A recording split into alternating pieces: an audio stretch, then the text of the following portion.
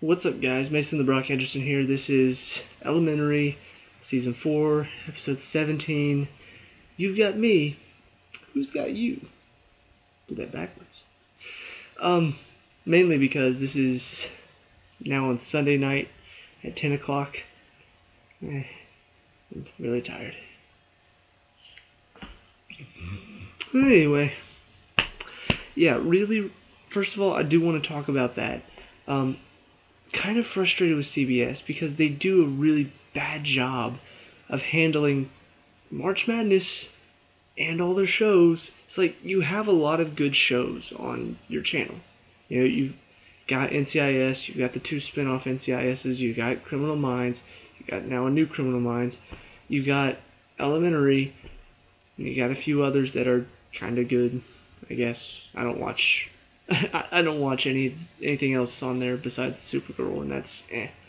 Um, so I don't understand why moving it to Sunday night. Why not just take a break until March Madness is over, and then return on Thursday night? Why have to move it to Sunday at 10?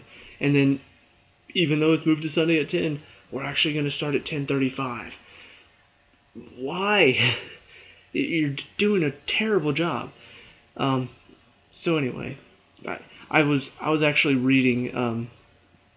I went on Facebook because it said Elementary on the guide. I was like, Elementary, but this is definitely not Elementary. What's going on right now? So I went on Facebook, on the Elementary Facebook page, and said, watch the new episode tonight at 10, and went to the comments, and people were commenting on there, like, it doesn't start till 10:35? Yeah, no thanks. I'll just tape it and watch it some other time. And some people were like, why move it to Sunday? It just doesn't make any sense. It's really frustrating, blah, blah, blah. So, really not handled well, and people don't like it because of that. So, that's that. But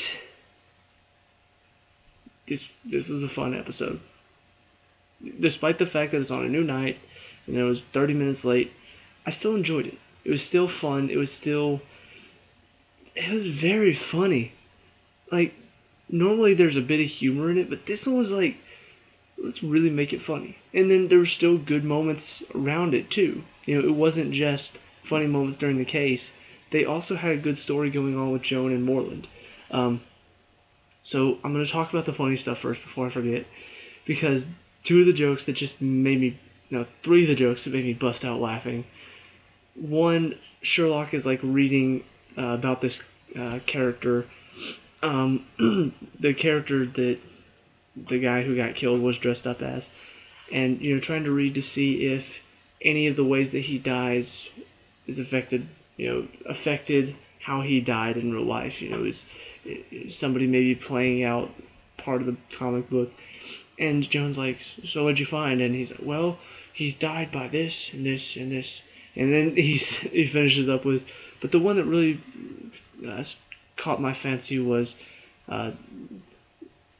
being pushed over a waterfall in the embrace of his arch nemesis, and I'm just like, did they really just make that joke? Because that's the what's it called? Crap. The Ryanbach? The fall of the House of Ryan. Anyway, that's how Sherlock and Moriarty meet their demise in the books. Like he grabs Moriarty, and if you've seen the Sherlock movies with Robert Downey Jr., the second one, that's how it ends. He grabs Moriarty and falls over a waterfall with him. So that was it was like a nice little inside joke for people who are Sherlock fans. Second one that cracked me up is he's reading the comic books. This is actually in the same exact scene. Joan, she'd already mentioned that her brother was a geek, so she knew all about these comic book characters. So Sherlock is quizzing her in the comic book place, and she's answering all of these. How do they get their powers? Well, radioactive scorpion, radiation rays, whatever. But then whenever he's reading the comic books, she's like, this is a 10th edition such and such from 1940, and you took it out of its package? He's like, well, yes, how else would one read it? She's just like, it cracked me up because I didn't realize she was such a geek. I I feel like I knew about her brother and I knew about her brother being a geek, but I didn't realize that she was kind of the same way. Like, you don't take a comic book out of its packaging when it's this old. Like, what do you think? It was hysterical. I was cracking up. But the third one, that Sherlock normally has some quirky lines, but normally he's not sarcastic. And this one was hysterical, but it doesn't fit with Sherlock's character that well because normally he's not a sarcastic person. He's not, well, he is, but normally like he's not very witty with his sarcasm. Normally his sarcasm is very biting. Like it's harsh and demeaning. This one was just it was a joke and it was hysterical. So maybe not very Sherlocky, but I was still dying laughing. I mean, it's when he's talking to the superhero guy that showed up on the roof, and he's deduced everything about this guy, and so he's like, "Take off your mask," and so he does. It's like, "How did you figure all that out?" He's just like, "I was bitten by a radioactive detective." I'm just like, what? Because he was talking about all the radioactive. Bear with me. I'm tired. I'm gonna slip off of my words. He was talking about all the radioactive stuff, and how do none of these people have cancer? So it was kind of funny for him to just be like, radioactive detective. I was bitten by one. It was hysterical to me. Maybe not to many other people, but I was dying laughing. And that was kind of the feel for most of this case. It was very out there. It was strange, but it was very funny. Kind of to experience. It feels like they knew it was going to be a concept that was going to be ridiculous, and so they were just like, you know what? Let's just have some fun with this one. Let's put in some good jokes, and let's have fun with it. And meanwhile, there's a good story going on with Joan and Moreland, but I'm going to get to that in a second, because I do want to talk about the case first in general. I like the fact that it wasn't exactly straightforward. There were several suspects to choose through, and at times it felt like, oh, cross him off the list, and then all of a sudden we're coming back to him, and it's like, wait, we've discovered something else. So it was very interesting to kind of see them really struggling to find a lot of clues about this. But once they finally figured out about the guy who had it out for the people at Superlative Comics or whatever, it started to click together, and like Sherlock pulled the fire alarm. It's like, we need to get everybody out of here because I don't think he went with the intention to kill what's his face. It's the intention to kill everybody else. And I'm just like, oh, I get it. And he was stopped by him. I understand now. And sure enough, that's how it worked out. So I like the fact that it wasn't just straightforward. It actually took a lot of thinking. So the stuff with Joan and Moreland, though, was very well done because we're building more story there. You've got Moreland donating. Like, they kind of open very strangely.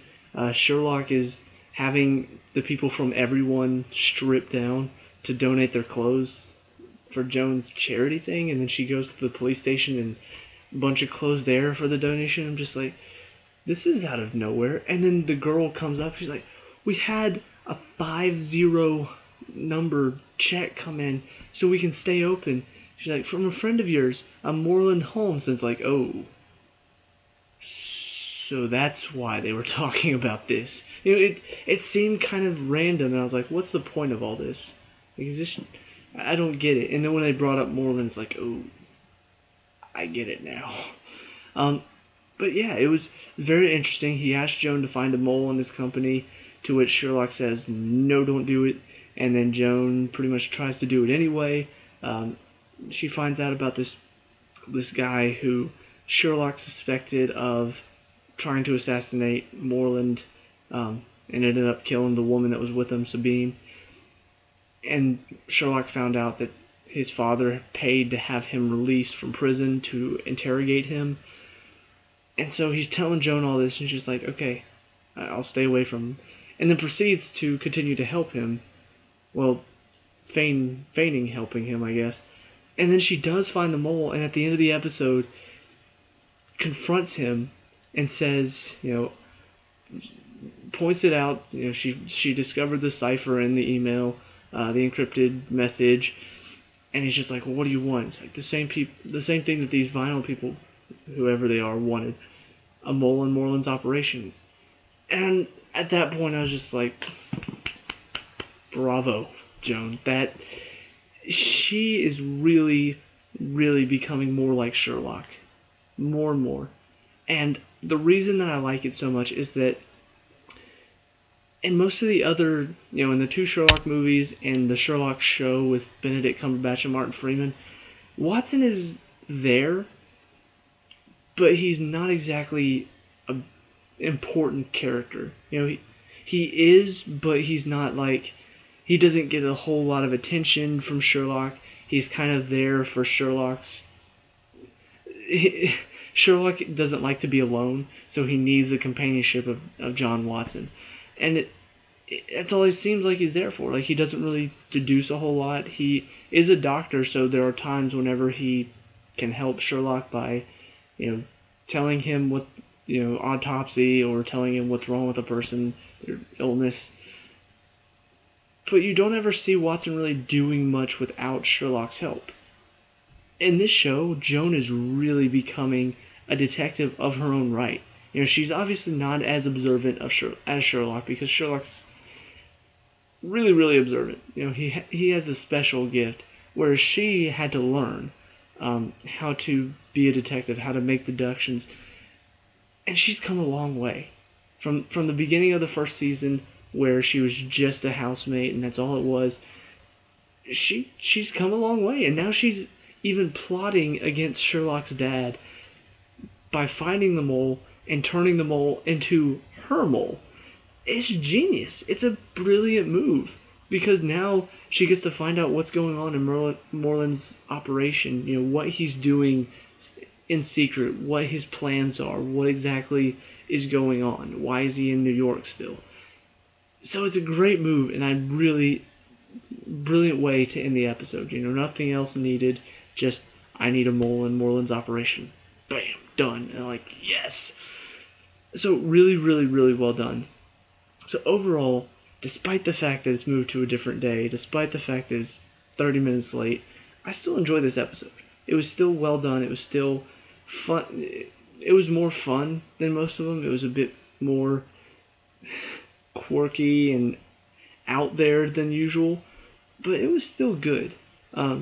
So I appreciate that. It's good. So let me know what you think down in the comments below. Let me know if you're as frustrated about the Sunday night switch as I am. If you are, most likely you watch The Walking Dead too. Leave a like and subscribe for more Elementary. I'll see you at the next review. Peace out.